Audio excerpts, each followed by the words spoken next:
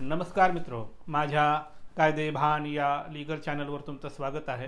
तर आजच्या व्हिडिओचा विषय आहे की एखाद्याचं सातबाऱ्यावर नाव असेल तर त्याला मालकी हक्क मिळतं का किंवा त्याचा मालकी हक्क असतो का, त्या संदर्भाने काय कायदा आहे आणि ऑनरेबल सुप्रीम कोर्टाचं काय जजमेंट आहे ते आपण आजच्या व्हिडिओमध्ये बघूया।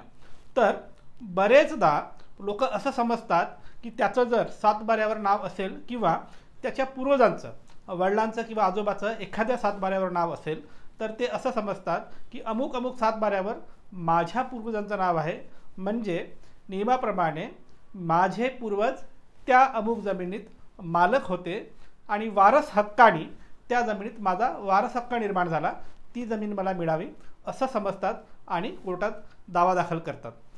आणि बरेच वर्ष दावा चालल्यानंतर कधीतरी लक्षात येतं की सातबाऱ्यावर नाव असणे हे मालकी हक्क सिद्ध करण्यासाठी पुरेसं नसतं असं लक्षात येतं आणि प्रदीर्घ चाललेली केस खूप पैसा वगैरे खर्च झाल्यानंतर आपण हारतो। तर या संदर्भाने खरोखरच कायदेशीर तरतूद काय आहे हे आपल्याला किंवा तुमचा जो वकील आहे तुमची केस लढणारा त्याला कायदेशीर नीट तरतूद माहीत नसल्यामुळे हा सगळा घोळ होतो।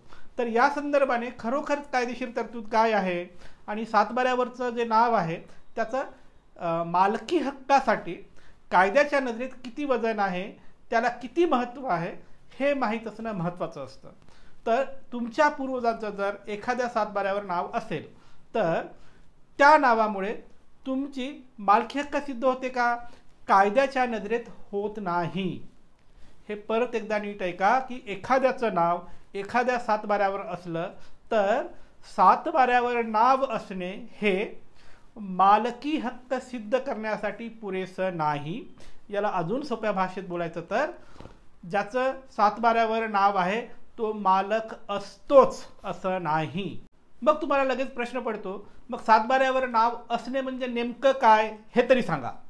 तर सातबाऱ्यावर नाव असणे याचा अर्थ एवढाच आहे की कुठल्या तरी मार्गाने अमुक तमुक जमिनीचं तुमच्या पूर्वजांकडे ताबा होता, त्याच्यामुळे ताबेदार म्हणून रेव्हेन्यू डिपार्टमेंटच्या अधिकारी लोकांनी तुमच्या पूर्वजाचं नाव सातबाऱ्यावर टाकलं असेल किंवा अजून कुठल्या कारणामुळे त्या जमिनीचा ताबा जर तुमच्या पूर्वजाकडे होता असेल तर त्या काळामध्ये त्या परिस्थितीत संबंधित रेव्हेन्यू अधिकाऱ्यांनी तुमच्या पूर्वजांचं नाव सातबाऱ्या सदरी घातलेलं असेल, त्यामुळे सातबाऱ्यावर नाव आहे याचा अर्थ मालकी सिद्ध होत नसून त्यापासून फक्त एवढंच सिद्ध होतं की तुमच्या पूर्वजांकडे त्या अमुक अमुक सातबाऱ्याची जी काही जमीन आहे त्याचा ताबा होता। एका वाक्यात रेव्हेन्यू रेकॉर्डच्या याच्यावर किंवा सातबाऱ्यावर नाव असेल तर ताबेदार म्हणता येईल पण मालक म्हणता येणार नाही। बरं, या संदर्भाने काही जजमेंट आहे का? हो, जजमेंट आहे। ऑनरेबल सुप्रीम कोर्टाने चंद्रकांताबेन वर्सेस वाडीलाल बापालाल या केसमध्ये ऑनरेबल सुप्रीम कोर्टाने असं म्हटलेलं आहे की सातबाऱ्या सदरी नाव असणं म्हणजे प्रिझम्प्टिव्ह व्हॅल्यू ऑफ पजेशन इतकाच त्याचा अर्थ आहे। प्रिझम्प्टिव्ह व्हॅल्यू म्हणजे काय? त्याचा अर्थ एवढंच आहे की आम्ही प्रिझ्युम करतो की तुमच्याकडे पजेशन होतं, आम्ही एवढंच त्याला महत्त्व देतो, याच्या पलीकडे सातबाऱ्यावर नाव असण्याला काही अर्थ नाही असं सुप्रीम कोर्टाने या केसमध्ये म्हटलेलं आहे।